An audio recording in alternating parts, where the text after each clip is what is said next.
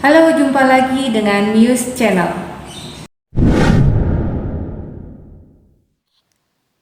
Kali ini kami melakukan perjalanan dari Indonesia transit di Kuala Lumpur menuju Makau. Nama Makau berasal dari kesalahpahaman yang terjadi antara penduduk lokal dengan orang Portugis yang pertama kali datang ke area yang berdekatan dengan kuil Ama. Ketika mereka bertanya kepada penduduk lokal area tersebut namanya apa, penduduk lokal menjawab Amagau, yang berarti Teluk Ama. Dalam bahasa Kanton sebutannya adalah Omun, yang berarti pintu masuk teluk. Dijajah oleh Portugis selama 400 tahun, Portugis menginjakkan kaki di Cina pada abad ke-16 dengan kedatangan George Alvarez pada tahun 1513. Misi awal petualangan adalah untuk melihat wilayah yang cocok untuk pos perdagangan. Makau merupakan daerah jajahan tertua Eropa. Pada tahun 1999, Makau dikembalikan ke Cina dan menjadi Special Administrative Region atau SAR. Daerah khusus yang mendapat keuntungan dari kebijakan satu negara dua sistem. Terdiri dari 3 bagian utama yaitu bagian peninsula, Pulau Taipa, dan Pulau Koloan.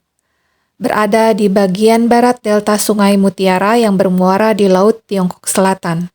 Kedua pulau ini dihubungkan dengan area reklamasi yang bernama Kotai, yang juga menjadi tempat kasino. Satu-satunya kota di Cina yang melegalkan perjudian. Jumlah kasino di Makau mencapai 40 buah dan keuntungan dari perjudian telah melewati Las Vegas. Ada beberapa penerbangan langsung ke Makau yaitu dari Singapura, Kuala Lumpur, Taipei, dan Bangkok. Airport Makau terletak di Taipa. Mungkin hanya di Makau bisa ditemukan bangunan bergaya arsitektur Eropa yang masih berdiri di daratan Cina. Hasil percampuran budaya yang unik antara timur dan barat, menjadikan pusat sejarah di Makau sebagai situs kebudayaan dunia pada tahun 2005. Terdapat 8 alun-alun kota dan 22 bangunan bersejarah di Makau.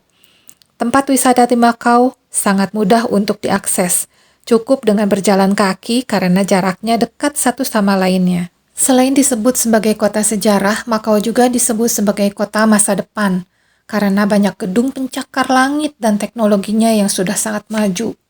Sedangkan disebut sebagai kota sejarah karena adanya benteng-benteng tua masa kolonial Portugis. Dan bangunannya masih sangat terawat. Colosseum Macau Fisherman ini seperti landmark Roma mini. The Ruins of St. Paul terletak di jantung kota tua Makau. Awalnya bangunan ini adalah gereja Mater Dei yang dibangun pada 1602, namun hancur karena kebakaran pada 1835 dan menyisakan hanya dinding bagian depannya saja. Megah dan uniknya bangunan ini membuat para wisatawan tertarik untuk mengunjunginya. Setiap harinya selalu dipenuhi dengan turis yang ingin mengabadikan kunjungannya ke tempat ini, dengan berfoto dengan latar belakang bangunan berarsitektur keren ini. The Ruins of St. Paul, destinasi terfavorit di Makau sebagai landmark kota Makau.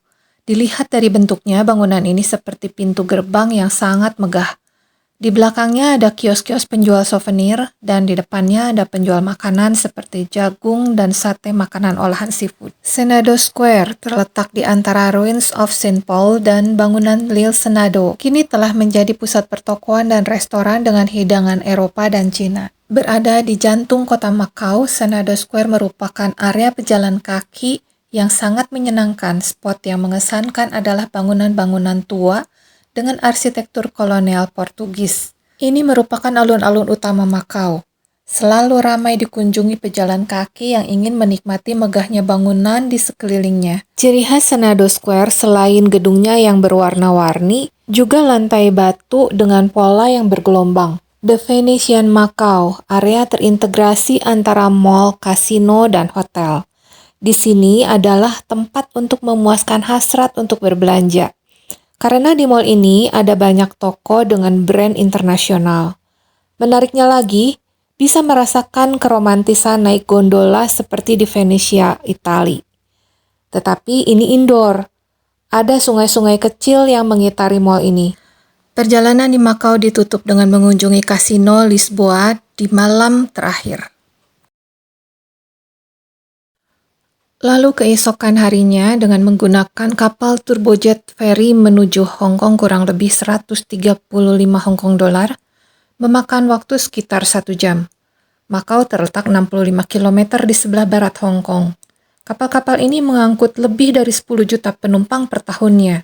Turbojet menawarkan pelayaran yang aman dan nyaman, yang berarti kita bisa bersantai duduk di ruang AC sambil menikmati pemandangan. Sebenarnya rencana kami dari Macau akan langsung ke Shenzhen dan kembali ke Indonesia dari Hong Kong. Tapi ternyata tidak bisa, akhirnya kami menuju Hong Kong untuk mengurus visa on arrival ke Shenzhen. Dari Hong Kong ke Shenzhen kami akan menggunakan kereta cepat atau MRT. Perjalanan ini memang tidak memakai jasa tour guide. Itinerary hanya bermodalkan Google Map yang kami persiapkan dari Indonesia. Dari satu lokasi ke lokasi berikutnya sudah kami persiapkan dan rencanakan harus naik apa dan memakan waktu berapa lama perjalanan. Walaupun ada perubahan tiba-tiba karena ternyata kondisi di lapangan yang tidak memungkinkan. Kapal ini beroperasi selama 24 jam. Siang dan malam hari ada keberangkatan setiap 15 menit, sedangkan dini hari mulai pukul 12.30 setiap 30 menit. Penumpang hanya diperbolehkan menyimpan satu buah koper di bagasi dengan berat maksimal 20 kilo. Ini berlokasi di Avenue of Stars, adalah jalan yang terletak di sepanjang tepi laut Pelabuhan Victoria di Tsim Sha Tsui. Hong Kong merupakan salah satu negara yang cukup produktif dalam dunia perfilman. Avenue of Stars dibangun sebagai tribute untuk sejarah perfilman di Hong Kong dan untuk bintang-bintang asal Hong Kong yang terkenal di dunia. Ada patung-patung dan cetakan tangan atau handprint dari artis dan aktor terkenal seperti Bruce Lee, Jackie Chan, Jet Li, dan lain-lain. Dan pada malam hari kita bisa menyaksikan indahnya panorama A Symphony of Lights.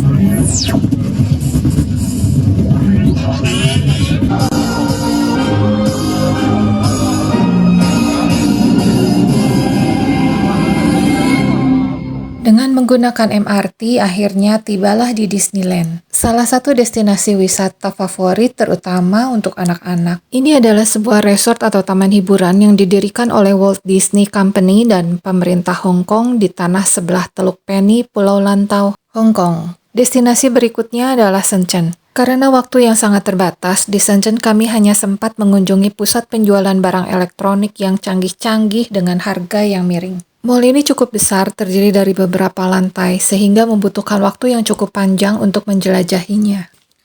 Dan selesailah sudah perjalanan di Shenzhen, China.